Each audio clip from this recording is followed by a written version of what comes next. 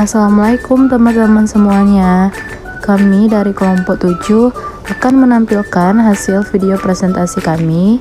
Sebelumnya, perkenalkan terlebih dahulu, nama saya Jihan Faulin dengan IMPM 43 dan rekan saya Nofriyadi Ramadzon dengan IMPM 48, Alia Putri Jingga dengan IMPM 54, dan Yohana Francisca dengan IMPM 49. Baiklah, judul materi kita pada hari ini yaitu tentang frustasi dan stres. A. Pengertian frustasi dan stres. Frustasi adalah suatu keadaan emosional yang muncul ketika seseorang merasa terhambat dalam mencapai tujuan atau harapannya. Hal ini biasanya disebabkan oleh adanya rintangan, baik internal maupun eksternal, yang menghalangi individu untuk mendapatkan apa yang diinginkan. Rintangan tersebut bisa berupa kondisi lingkungan, situasi sosial, atau bahkan faktor pribadi seperti kurangnya keterampilan atau kepercayaan diri. Stres adalah keadaan yang mengancam atau suatu hal yang mengancam kesejahteraan, dengan demikian dapat mengganggu suatu kemampuan. Menurut Lazarus dan Volkmann, munculnya stres dipengaruhi oleh bagaimana individu mempersepsikan atau memberikan penilaian dari peristiwa yang sedang terjadi. Selain itu, stres juga merupakan fungsi dari person environment fit, yaitu tinggi rendahnya level stres yang dialami individu tergantung pada kemampuan yang dimiliki oleh individu untuk menghadapi situasi atau kondisi yang sulit. Jadi, si individu mengalami stres atau tidak tergantung pada individu memberikan makna pada kejadian yang sedang dialami. B. Gejala dan akibat stres. Berikut adalah ciri-ciri orang yang mengalami stres dibagi berdasarkan gejala-gejalanya, yaitu 1. Gejala psikis, mudah merasa frustasi dan marah, suasana hati berubah-ubah. 2. Gejala fisik, pusing dan mual, lemas, diare atau sembelit. 3. Gejala kognitif, kesulitan untuk fokus, mudah lupa, pesimis dan berpikiran negatif. 4. Gejala perilaku, cenderung menghindar dari tanggung jawab, gugup atau resah, kecanduan merokok atau minum alkohol.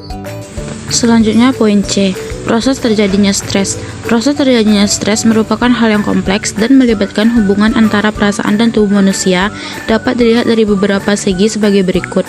Yang pertama yaitu dari segi fisik. Apabila seseorang yang mengalami stres secara fisik, dapat dilihat dari gejala seperti merasa cepat lelah, sering berkeringat, sering flu, rasa nyeri pada anggota tubuh seperti nyeri kepala, ketegangan pada bahu dan otot kaku, nyeri dada, nafas pendek, perubahan ritme nafas, gangguan lambung dan pencernaan, mengalami diare dan gangguan pola tidur. Yang kedua dari segi emosi.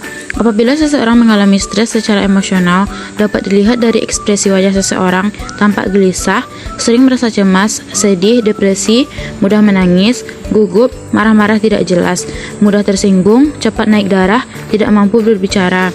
Yang ketiga dari segi mental. Apabila seseorang mengalami secara stres dalam segi mental, dapat dilihat dari gejala seperti seorang tersebut mudah lupa, berpikiran negatif, berbicara dengan pikirannya sendiri, konsentrasi menurun. Selanjutnya tahapan stres.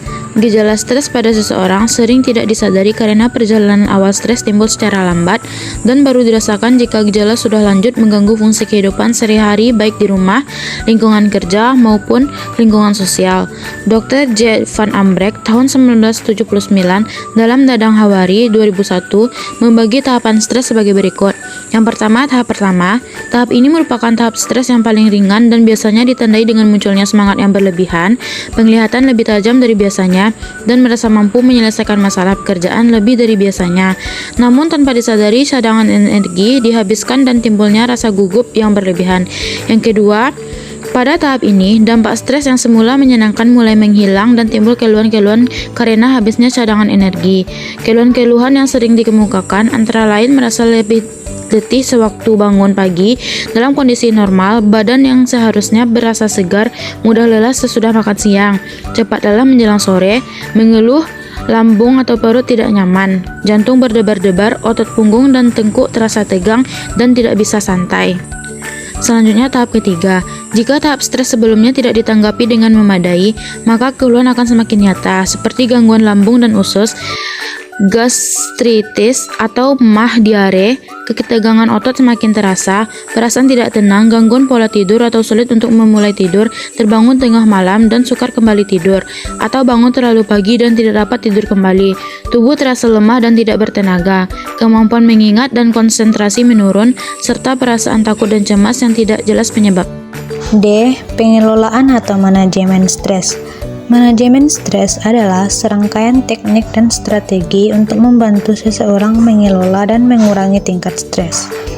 Tujuan utama dari pengelolaan stres adalah untuk menjaga kesejahteraan mental dan fisik seseorang agar tetap optimal.